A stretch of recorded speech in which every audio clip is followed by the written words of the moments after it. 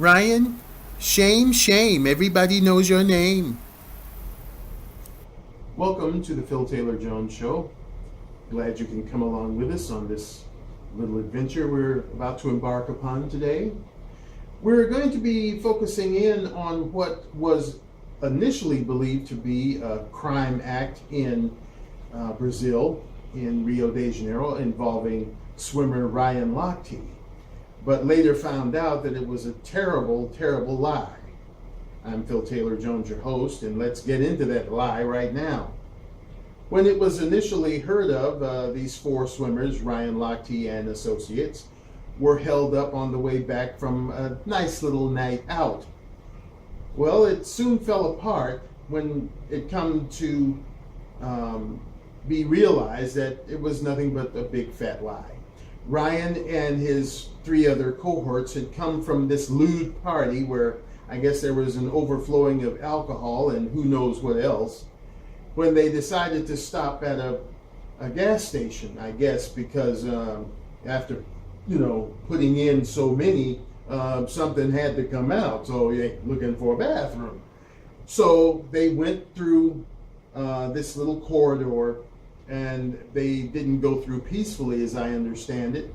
They went through doing lewd things like urinating on the property, tearing down posters, breaking vending machines, and kicking in the bathroom door and damaging that property. Then they came back out, and that's when the security guard or whatever, rent-a-cop, whatever the case may be, approached them. And after they ignored his heed to stop, I guess because of a language barrier, he decided to draw his revolver. Because police had been called, but they were so slow in responding, that's when this rent-a-cop guy showed up on the scene. And I guess there was a demanding of money or what have you, and then these people were released, all four of them. It seems kind of strange to me that Ryan Lochte was in such a hurry to get out of Dodge, left the other three people behind. Then they subsequently wanted to get out of Dodge. Two of them, they were snatched off a plane, and that's how, the whole thing got out. Now, you might say, well, what's the big deal here? Because a lot of people are saying that. And then a lot of people are saying, well, it should be a big deal. Number one, Ryan Lochte and these other four swimmers from the American team went down there representing our country. So they're kind of like ambassadors for our country in someone else's foreign country. They won medals. And, I'm not saying that they shouldn't have gone out to party. Rio is a party town.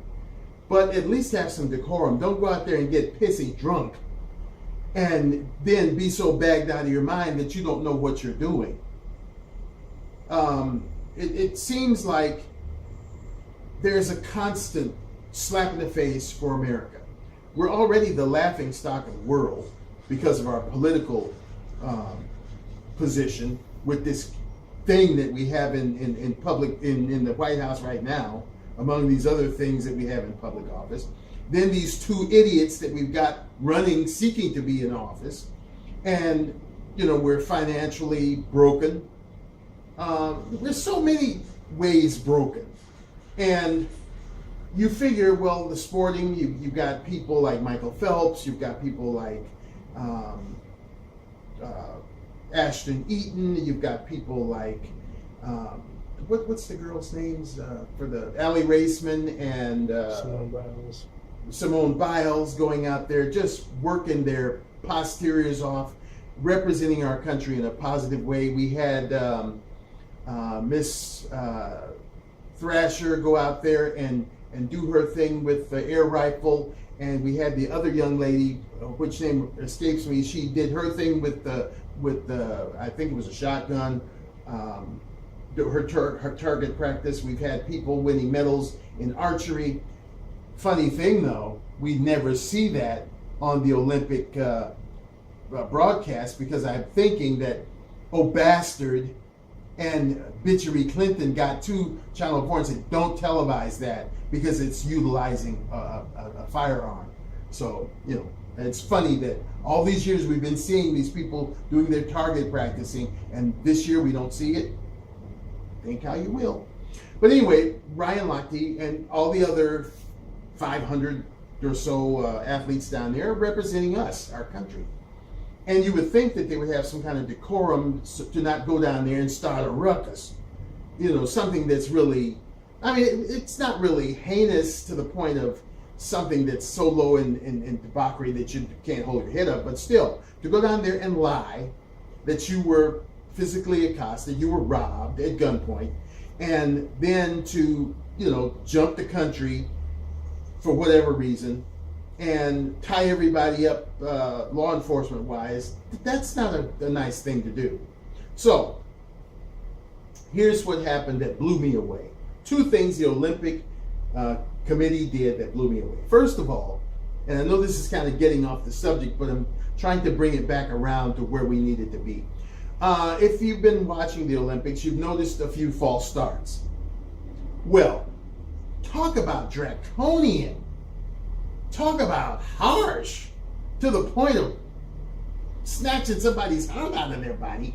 You make a false start, that's it. Game over. Pack your bags, you're out. One false start. Greed behind that. They're working with the television industry. They don't want to lose that advertising money. They don't want to lose viewer numbers. They don't want you to have to sit there while somebody else restarts, because you might change the channel. You might go to Netflix or Hulu, or you might just walk out the door and go shopping or something and say, well, forget that. So they implement these draconian measures that are just gut-wrenching. Think of a person training for 4 years and, you know, waiting to bask in the moonlight or the sunlight of the Olympics, and then you make one little false start and out you go for good. And then it's questionable whether or not you're going to get back in the Olympics, period, at any other time. So that's crazy. To be so harsh on one end, and then to hear this Olympic organizing person, muckety-muck, say, oh, well, it's not a big thing what Mr. Lochte did. They're kids, they're just blowing off steam. And, you know, we would like to have an apology, but it's no big deal. I almost fell through my chair. Come on. The guy's lied through his teeth, pile up all those man hours uselessly of law enforcement time, trying to, you know, find out was the story true or not. And then all of that, the personal damage and lewd behavior. If I had been the Olympic organizer or committee or what have you, I would have said, Mr. Lochte, you're going to be extradited back to Brazil. You're going to relinquish your medals. And you're going to be barred from the Olympics for the next 5 Olympics if you're able enough to swim when you get 57 years old. How dare you come to our city and cause a ruckus, cause a nasty stain on our city. Of course, if you look at Brazil, it's already nasty there. No matter the guy lying, Lochte, it still doesn't detract from there being a tremendous crime problem in that city. You know, you look at those beautiful tall buildings just right there by the shoreline. Well, if you go 2 blocks behind those tall buildings, you'll be in Hell's Kitchen. There's drugs, prostitution, murder, mayhem, gangs, you name it. It's a crime-ridden city. Their political situation is dire. They ousted one president, female, and put another crook in there, and it's teetering, you know. They were even wondering whether or not they were going to have the Olympics there. But for Lochte to do what he did was ludicrous. It was wrong, and he should be punished for it. Now, I learned earlier today that one of the other perpetrators, they cut a deal. He apologized, and they're going to fine him, or he's willing to pay them $11,000 so they can keep a sports center going or erect one or what have you. That seemed a little off color to me too, because and that was in order to get his passport back so that he could leave. So you're going to hold up my passport till I give you $1,000. Leads me back to the very beginning of this story. everything had been sort of squished and planned out. You got 4 people, and if the deal is to get $11,000 from them apiece for what they did, that's $44,000. Well, in a financially strapped city, that's quite a nice little chunk of change. But I think Mother Lochte kind of yanked that cat out of the bag and messed everything up, because I think the 4 guys had already cut a deal.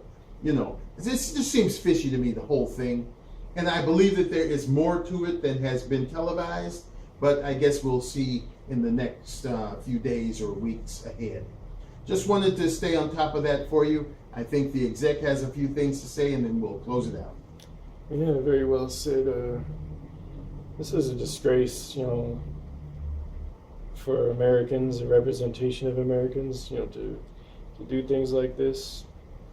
You know, I'm not sure if I'm mistaken in saying this, and usually we try to bring the absolute truth to you, but I did remember faintly or something about him breaking in a vending machine. I'm not sure if I was wrong about that. Yeah, they said he broke into a vending machine or 2, as well as the bathroom. But he's pissing on a business's floor. And when we were speaking to each other about it this morning, I mentioned, you know, if this happened to have been a black Olympian, most likely, you know, all hell would have broke loose about it, you know. And speaking of that, I was looking up information while you were speaking, and there's different posts about how it's called Lochte Gate. You know, they call everything gate now, like Watergate. but they're saying that you can insult Gabby Douglas about not putting her hand to her heart, but let this happen, like the Lochte and his crew are all kids who just got rowdy. And it's really ridiculous. There should have been a lot more happen. These people are saying that they're, you know, not, let me see if I can get back to that one section. The swimmers were vandals, not robbery victims. They're lying about what happened in the first place. And then he's saying that his choice of words, or he should have used more, I think the word started with C, but I forget what he actually said. More, not cordial, or a certain word he chose that said he described the city badly. He didn't mean to put the city in bad light. You know, it's not the city that was rowdy, it was him. You know, it's you shouldn't have done anything like that. It's ridiculous, and you disgrace the Americans, like I said. Now, there's more information I found. Again, I'm not sure how reliable dailymail.co.uk is, but there's a few more tidbits of information concerning it. I'll go to the more prudent ones. Investigators claim that the X-ray machine at the village showed the men were in possession of all belongings they said were stolen on Sunday. The video footage also seems to show both Finan, if I said that wrong, my mistake, and Gunnar Bentz carrying what looks to be wallets when they returned to the village. The 2 men will now be investigated for the false communication of a crime, which carries a maximum sentence of 3 years in jail in Brazil. They need to do something about it. You should be extradited, put back there so he can serve his time. You just get away with it because they're just being kids. Well, and give up that medal. He doesn't deserve it anymore. And you just get away with it. The guy says, "Oh, just give them a break. They're being kids." Well, as you said to me earlier this morning, how old do the men get to be in your part of the neighborhood? How old do men get to be in your city? Good Lord. The sucker's 32 years old. Yeah, and by saying that, does that mean that kids, actual kids, can get away with criminal acts and it's okay and they should let them get away with it because they're young and they're stupid and they just make mistakes? That was ridiculous. And moving on to this ban from the Olympics just for a false start, like you committed a cardinal sin, the one thing that nobody should ever do, you know, slap you in the face for doing something so terrible, like you did it on purpose. You made a mistake, it was an accident. And you basically get all your dreams shattered and destroyed. 2 people that it happened to that I really physically remember were on the ground on their knees in the fetal position with their hands over their face crying because all their dreams were destroyed because of one stupid rule. And like you said, was started by Mr. Usain Bolt himself. It's his fault all this started. No, he was one of the major players. He jumped the gun. Because this false starts have happened many times before he came around, but because of, I guess he wins a lot, and they didn't want, I don't know what the logic behind it is. I don't know why I was trying to figure it out. Greed. Yeah. They want to keep the television audience moving along, any hiccup in the proceedings, and they're scared that nobody will want to watch it, their ratings will go down, and people won't want to advertise. Everything that is done today has a dollar sign attached to it, good, bad, or indifferent. And that's another reason why they hid it in the first place, and the mother tried to bring it out there, even though it turned out to be a lie, because they didn't want to, have too much bad negative feedback towards America, and that's also another reason why they probably, just squashed it and said they're just kids. Don't let them, don't worry about it. It was nothing big, because they don't want to. Brazil doesn't want to do something towards America to make them look bad, even though America did to themselves. They don't want any kind of negative vibes at all. Otherwise, that'll mess up the Olympics, So, enough said. Well, the thing that I find really interesting about this money thing, that came to light about the $11,000. And as I just said, money is the root cause of things. It just boggles the mind, and we'll be doing more about the Olympics itself and Channel 4's handling of it. Channel 4 is ridiculous. They're ridiculous for reporting misinformation. They're ridiculous for sticking to one side of the political story. They're ridiculous on so many, on so many levels, from the scandal with Brian Williams and the lies that he told, the reason he's no longer there, to this year's broadcast of the Olympics. It's ridiculous. There are so many commercials in there that you barely get a chance to see any of the good stuff. And this thing about televising events that have no American athletes in them is ridiculous to me. They've become so foreign washed on that score alone. Like today, I was looking at the synchronized swimming. Now, synchronized swimming is beautiful. And yesterday they did show the semifinals, which was cool. That gives everybody a chance to see how the swimmers perform underwater and the different activities that they have to do to qualify for gold medals or what have you, silver medals, during the medalling. Okay, now, they showed us that yesterday. Why go back today and show us American people something that doesn't have any Americans in it to cheer for?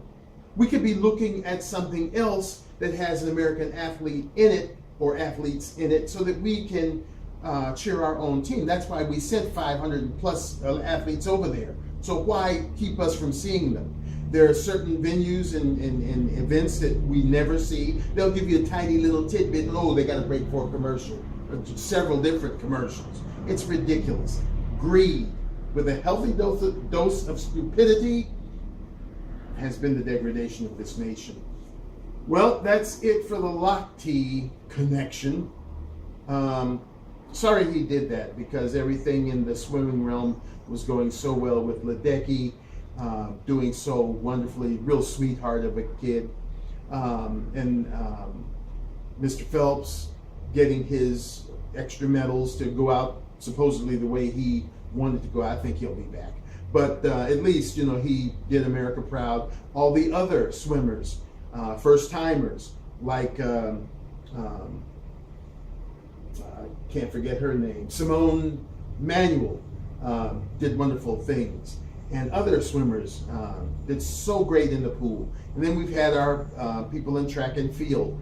And my favorite athletes of this Olympics, they're just the two darlings of the Olympics, are Ashton Eaton and his lovely wife. I am so proud of those two people, not only for their athletic achievements, but they're just darn good people. I love their attitudes. I love how humble they are in all of their achievements. They're so humble, and you really want to cheer for these people. Some people can be so boisterous and so arrogant and so so much of a pompous ass that even though they're good at what they do, you have no respect for them as a person. But these two, the Eatons, are just wonderful people, and congratulations on all of our Americans, except for Lochte, who screwed up, and your achievements, and we welcome you back home with open arms. You've done us proud. Go team. Now, there's a little business we have to take care of. Some people want to, join on with us and subscribe. button's right there. Please feel free to do so. We'll be more than happy to have you come aboard.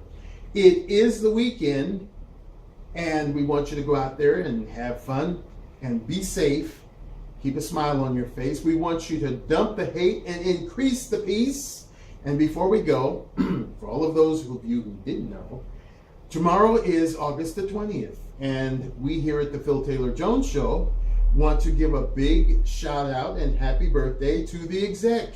We hope that you'll have a happy birthday. I know that some of our team members here on the show, like there's a lot of them, it's like just the exec and I'm the other team members, have gone to great lengths to make sure that that's going to be a very happy birthday for you. Thank you for all you do, exec, and all the research and all the editing and all of this good stuff to make our show what it is. This guy is dynamite. We want you to have, well, I want you to have a tremendous birthday, and all the other team members behind me. Have a good one. Well, thanks to you, Will. You always go out of your way, like you said, to make it my special day feel special, and make me feel special. Thank you for the early birthday wishes, and know we'll have a great time. And thank you all for supporting the show, and thank you. Nothing like a brother's love. Take care, stay safe, and we'll see you right here next time on the Phil Taylor Jones Show. Bye-bye now.